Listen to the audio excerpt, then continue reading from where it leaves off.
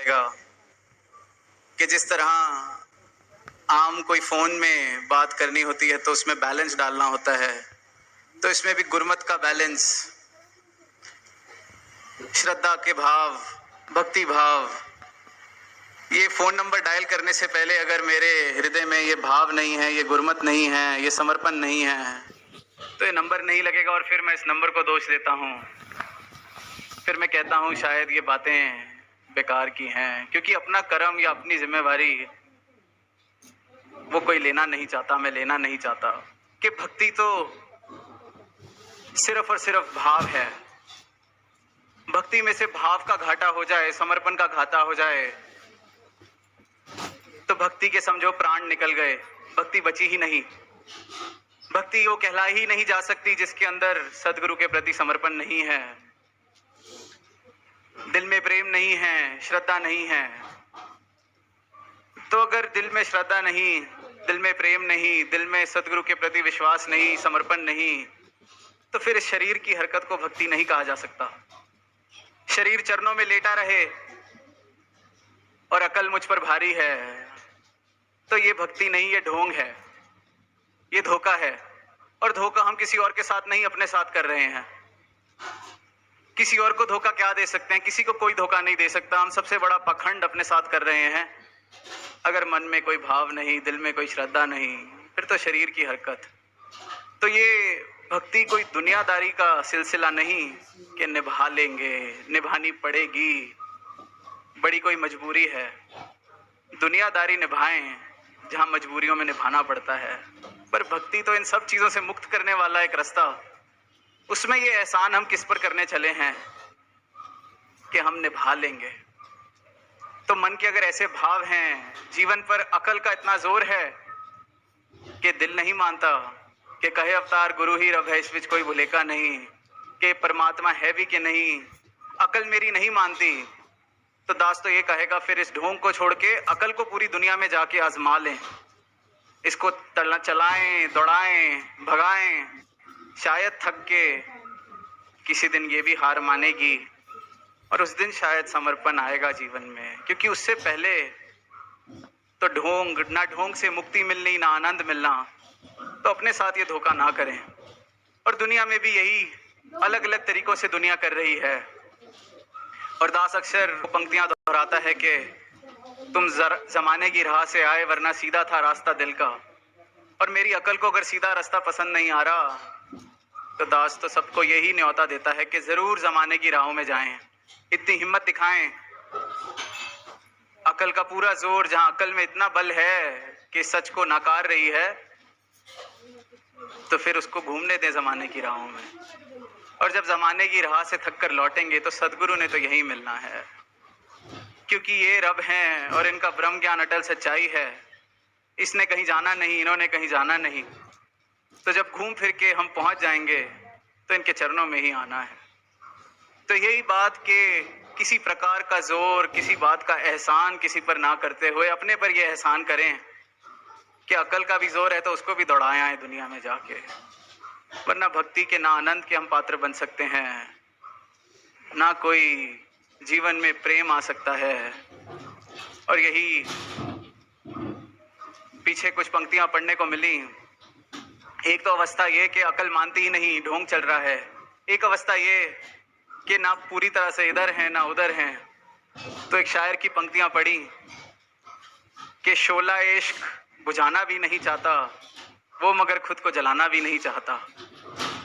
अब वो उसने तो जिस संदर्भ में कही होंगी वो पता नहीं दास को, पर हमारा भी यही हाल है।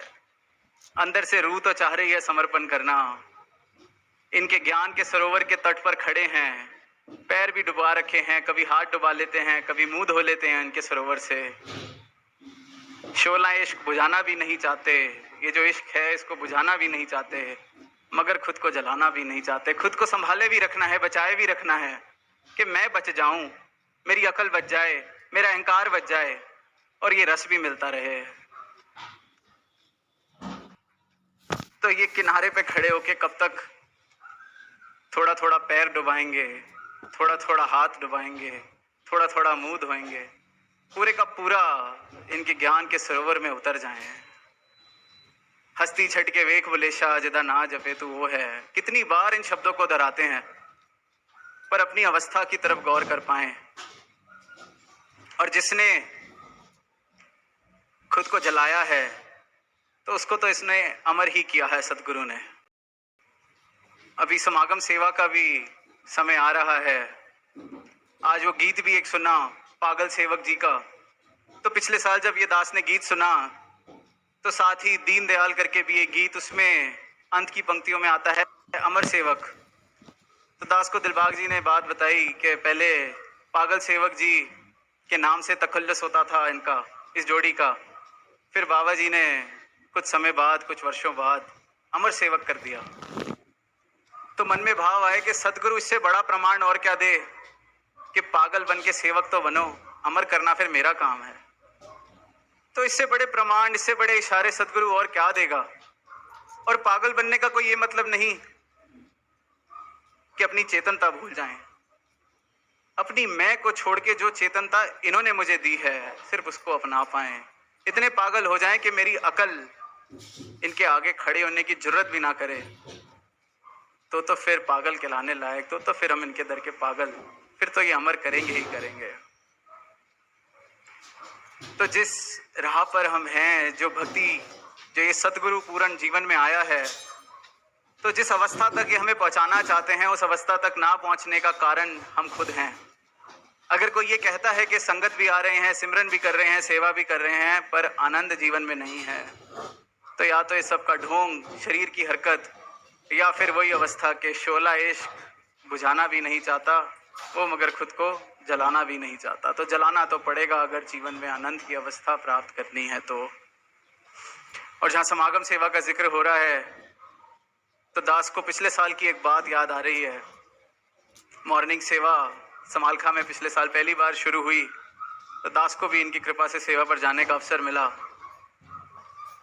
तो दास कोई अनुभव तो नहीं, ना कोई ऐसी समझ कि किस तरह से क्या करना है, पर कस्सी चलाने की कोशिश कर रहा था अपनी तरफ से।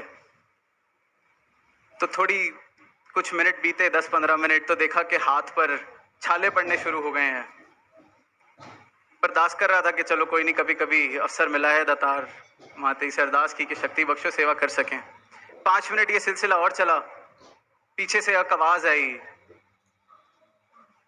कि थोड़ा ढीला पकड़ो।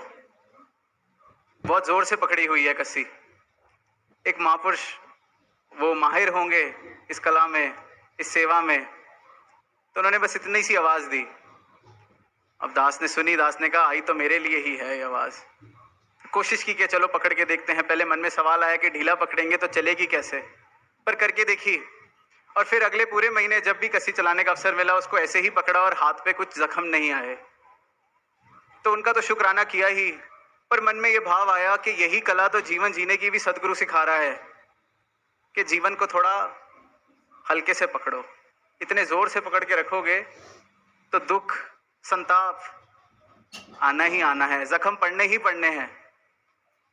आराम से, सहज भाव, इस जीवन को ऐसे पकड़ो, इस कला से पकड़ो कि आराम से, जख्म भी नहीं देगा और उपयोग भी पूरा हो जाएगा इस जीवन का। इसके सारी ये जो सुख सुविधाएं हैं, किसी को इतनी जोर से या कस के ना पकड़ लेना कि वो फिर तुम्हें, जो तुम्हारे इस्तेमाल के लिए आई थी, वो तुम्हें जख्म देने लगे, दुख देने लगे, जीवन की हालत ऐसी हो जाए। तो ये जीवन जीने की वो कला सिखा रहे हैं। इनके गुरसिक और भी जीवन में उसी कला के साथ कितने और फायदे हैं वो सिखा रहे हैं। तो समय की तरफ दास की नजर जा रही है। अंत में बस यही कहेगा कि अगले हफ्ते से सेवाएं भी शुरू होनी है। तो जो दास की तरह अनुभवी नहीं है कस्सी चलाने में, तो इस पर घर बना दूं। उसने कहा नहीं, ये तो मैं होने नहीं दूंगा। अगर जमीन खरीदी जाएगी तो उस पर तो हम फैक्ट्री बनाएंगे। उसने कहा नहीं, घर तो मैं बनाना सोच चुका हूं और मैं बनाऊंगा ही। उसने कहा बना के देखें, मैं बुलडोजर चला दूंगा। तो उसने कहा कि मैंने एक कागज निकाला, उस पे लकीरें खींची और कहा कि ये देख मैंने जमीन खरीद ली। फिर मैंने और लकीरें खींची कि ये देख मैंने घर भी बना दिया। तो उसने कहा अच्छा। उसने भी अपनी पेंसिल निकाली और कहा ये लो, मैंने भी बुलडोजर चला दिया। और कहते इतने में मुझसे रहा नहीं गया और मैंने इसका सर फोड़ दिया। साथ संगत जब पहली बार सुनी थी बड़ी हंसी भी आई, चेहरे पर एक मुस्कुराहट भी आई, पर फिर जब अपने जीवन की दशा देखी कि हम क्या कर रहे हैं, हम क्या कर बैठते हैं, कि ऐसा होगा, ऐसा वैसा हो जाएगा, ये हो जाएगा, और फिर हम परेशान होने लगते हैं। फिर हम कहते हैं कि जीवन में आनंद नहीं आ रहा।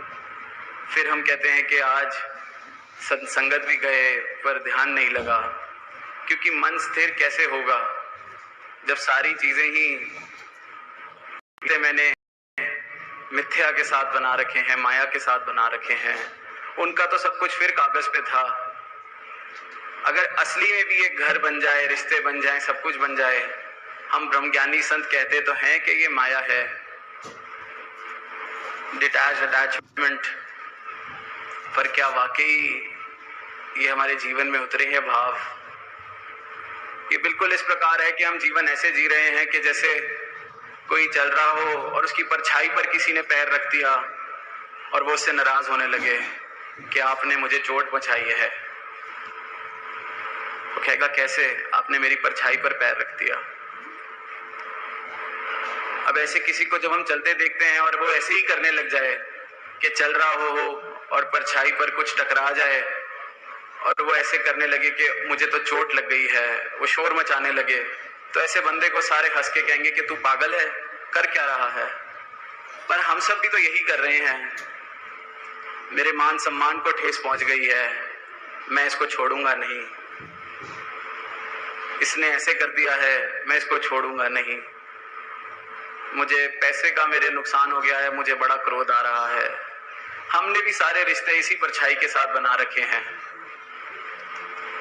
सारी दुनिया इसी प्रकार चल रही है, परछाई के साथ अपने जोड़ बनाकर परेशान हो रही है, दुख में है। दुख का भी जिक्र हुआ, तो दुख का कारण क्या है? दुख का कारण हम खुद हैं। इंसान खुद अपने दुख का कारण है। एक शायर ने भी कुछ पंक्तियां लिखी हैं जो लगभग शायद इस प्रकार हैं कि जो गुजारी जा ना सकी हमसे, हमने ऐसी जिंदगी गुजारी है। ये सारी ही मानवता का ये हाल है। और फिर उसको भी अपने अहंकार में हम जोड़ लेते हैं कि वैसे तो जीवन ऐसा था जो गुजारने लायक नहीं था, पर मैंने फिर भी वो जीवन गुजार लिया। जो गुजारी जा ना सकी हमसे, हमने वैसी जिंदगी गुजारी है। तो इन परछाइयों के साथ अगर रिश्ते बना के जीवन जिएंगे तो वो गुजारे लायक तो होगा ही नहीं, क्योंकि वहां तो सब सुख दुनिया दे परछावे ने, जिस तरह से शहंशाह जी ने कहा है। तो इस सच के साथ जुड़कर, हर पल इस सच के साथ जुड़कर जो जीवन जिया जाए, तो फिर वो गुजारने लायक नहीं, वो जीवन ही असली जीवन है, वो जिंदगी ही। धन्य निरंकार जी। साथ संगत जी, प्यार से कहना धन्य निरंकार जी।